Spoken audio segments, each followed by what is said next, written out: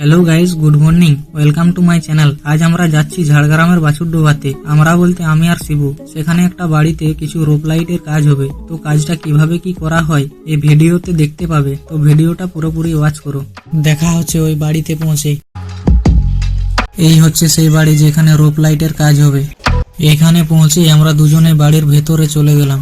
ভেতরে এসে আমি আর শিবু সর্বপ্রথম আমাদের ঘড়ঞ্চি সিঁড়িটাকে যে ফল সিলিং এ কাজ হবে সেই ফল সিলিং এর সামনে রেখে চলে এলাম রোপ লাইটটা নিতে। আর হ্যাঁ, রোপ লাইটটি সকেটে লাগাবার সময় একটু দেখে লাগাতে হবে, তা না হলে 1 মিটার কেটে বাদ দিতে হতে পারে।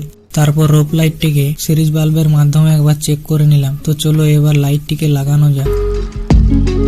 এই ফল সিলিং এর ডিজাইনটা চারকোণে ভাব, আর তার ভেতরে ভেতরে লাইট বসানোর জায়গা করা আছে। ওই জায়গা অনুযায়ী লাইটটিকে সেট করে নিলাম।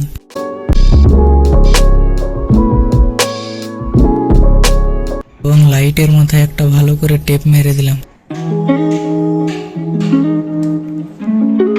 আর লাইটটিকে সেট করে দিলাম।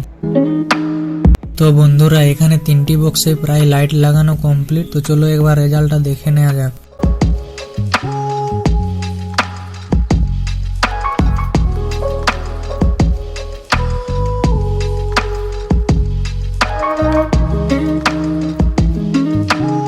তো বন্ধুরা, আজকের ভিডিওটি এখানে শেষ করছি। দেখা হচ্ছে নেক্সট ভিডিওতে।